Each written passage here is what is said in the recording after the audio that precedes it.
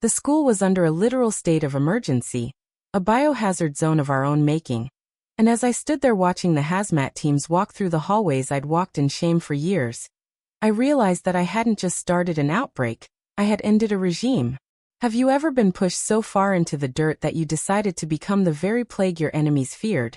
Or am I a monster for infecting an entire student body of 2,000 people just to get back at a handful of bullies? Tell me if you were the trash girl. The girl who was filmed with garbage poured over her head while the whole school laughed. Would you have waited for karma? Or would you have delivered it yourself in a small, airtight plastic container? This didn't start with the itching. It started 3 years of systematic torture ago when Chloe and her elites decided I was their favorite toy. They didn't just call me names. They manufactured a version of me that didn't exist, telling everyone I had diseases, that my clothes were stolen, and that I didn't wash. So, I decided to give them exactly what they said I had. Except I'd make sure they were the ones who couldn't stop scratching. My life had become a living hell because of Chloe, Sarah, and Mia. They were the trinity of terror in our high school. Chloe was the wealthy daughter of a local developer, Sarah was the daughter of the school board president, and Mia was the girl who did all their dirty work. They didn't just bully me, they made it a sport. I remember the day Chloe took my backpack and threw it into the boys' bathroom, laughing as I had to go in there and retrieve my soaked notebooks. I remember when they convinced a boy I actually liked to ask me out as a joke, only to have the entire football team record me when I showed up to the date at the park.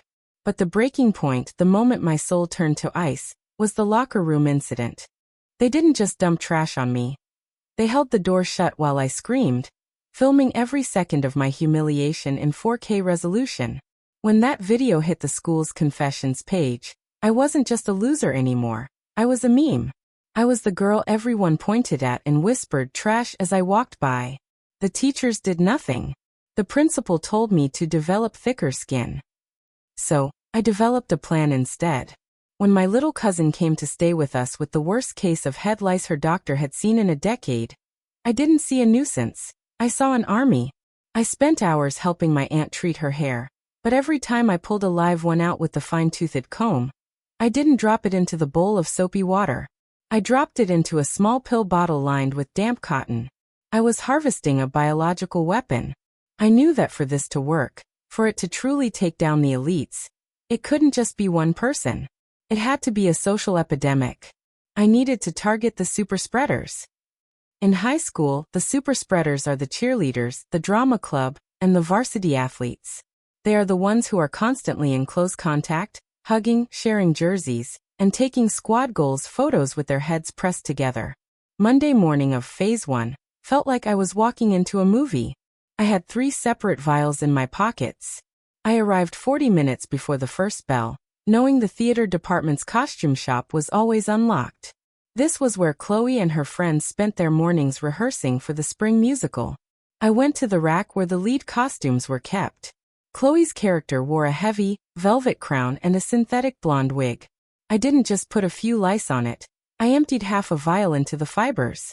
I moved to the varsity locker room, easy to slip into during the morning sports practice, and targeted the communal pile of towels and the lucky helmets the players never washed. I was a ghost. I was the girl no one noticed, and that was my greatest strength. By the time the first bell rang, the seeds were planted. I sat through my first 3 periods with a pounding heart, watching Chloe from across the room. She was wearing her queen wig for a dress rehearsal in the hallway. I watched her adjust it. I watched her lean her head against Sarah's as they looked at a TikTok on a single phone. That was the bridge. That was the moment the infection crossed over. By lunch, Mia had borrowed Chloe's hairbrush in the bathroom. It was working faster than I could have imagined. But I knew I had to be careful. If I didn't get a little infected myself, it would look suspicious. So, I took one single louse and placed it on my own head, right behind my ear. I was willing to suffer a little bit of the itch to ensure the total destruction of my enemies. By Tuesday, the incubation period was in full swing. I started seeing the first signs. It wasn't a full-blown itch yet, it was just the fidgeting. Chloe was constantly adjusting her ponytail. Sarah was scratching the nape of her neck during chemistry. The beauty of lice is that people who think they are clean and rich believe they are immune to them. They think it's just a dry scalp or a new shampoo. They don't check for bugs because they think bugs are for people like me. That was their downfall. Wednesday was when the dam began to break. The itching was becoming undeniable. In the cafeteria, I watched the captain of the football team, a guy who had participated in the trash video, digging his fingers into his scalp like he was trying to reach his brain. The tension in the school was palpable. People were starting to notice that everyone was scratching. The first person to be sent to the nurse was a freshman girl who was a known minion of the elites. Word spread that she had bugs. Chloe's reaction was classic. She laughed. She made a post on Instagram about how some people need to learn basic hygiene. She didn't realize that at that very moment, a colony was setting up shop in her own expensive highlights. Thursday was the day of the great scratching. Halfway through second period, the school nurse made an announcement over the PA system. There was a health concern, and all teachers were to conduct a visual inspection of students. The panic was instant. I saw Chloe's face go pale. She knew. She had been scratching all morning, her scalp raw and red. When the nurse got to our classroom, the silence was deafening. She started with the back row, my row. When she checked me, I made sure to look embarrassed. "Oh honey," she whispered. "You have a few. Go to the office." I walked out with my head down, the perfect actress. But as I sat in the office, I watched the real show begin. 10 minutes later, Sarah was brought in. She was crying. 5 minutes after that, Mia. And then the grand finale. Chloe was marched into the office, her hands shaking. She wasn't laughing anymore. She looked horrified, her perfect reputation crumbling in real time. By the end of the day, over 200 students had been sent home. But it wasn't over. I had targeted the ventilation system in the library and the upholstery in the senior lounge too. I wanted this to be a total shutdown. Friday morning, the school didn't even open. The district sent out a mass email. Unprecedented outbreak. School closed for sanitization. So that's the situation I was in, and I had to make a choice. Do I feel guilty for the innocent students who got caught in the crossfire? Or do I enjoy the silence of a town that finally stopped mocking me? I had the power to feel remorse, but every time I thought about that video of the trash being dumped on me, the guilt vanished. Before I tell you about the absolute disaster that happened during the return to school week and the permanent damage it did to Chloe's life, I want you to pause and comment below. If you had the chance to ruin your bullies' lives by sacrificing your own comfort for a few days, would you do it? Is there a limit to revenge, or is all fair in high school war? Tell me what you would have done in my shoes. The week off was a nightmare for the town but a vacation for me. My parents treated me with such kindness, thinking I was a victim of the school's poor hygiene. They bought me the expensive medicated shampoo, and since I only had a couple of lice that I'd placed there myself, I was cured in an hour. But for the others? It wasn't that simple. Chloe's family had a massive mansion with plush carpets, velvet furniture, and expensive tapestries. Because she had been a super spreader, she had infected her entire house. Her younger siblings, her parents, and even their live-in help were all infested. They had to bring in professional lice hunters, who charged $500 an hour.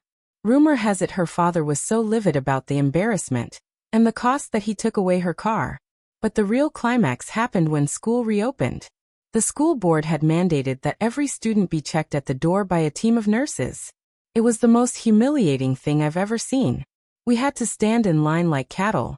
When Chloe arrived, she was wearing a thick beanie, trying to hide her head. The nurse made her take it off. The gasp that went through the crowd was the best sound I've ever heard.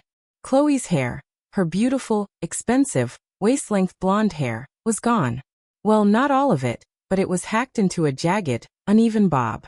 Apparently, the infestation was so bad and her hair was so thick that the medicated treatments failed 3 times, and her mother, in a fit of rage and frustration, had chopped it off herself. She went from being the queen bee to looking like a distressed coconut. The school didn't go back to normal. The social hierarchy had been completely inverted. No one wanted to sit near the elites because they were seen as the source. The girls who had once been the arbiters of what was clean and cool were now the pariahs. They tried to post a video defending themselves, but the comments were just filled with bug emojis. The trash video of me was deleted because Chloe was too afraid that I would report her for harassment while the school board was already looking into her family's hygiene issues. I spent the rest of my junior year in peace. I wasn't the popular girl, but I wasn't the trash girl anymore either. I was just a girl who knew how to wait for the right moment to strike. I learned that the people who think they are untouchable are actually the most vulnerable because they have the most to lose. Their beauty, their status, their pride. It can all be taken away by something as small as a bug.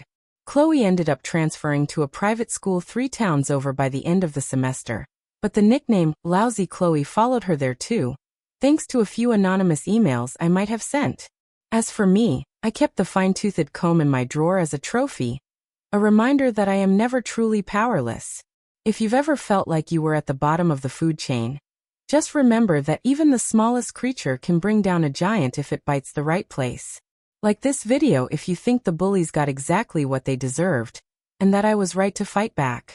Subscribe for more stories of revenge and survival, and share your final thoughts on this whole mess in the comments section. Was I a genius, or did I go way too far by infecting the whole school? I'll see you all in the next story.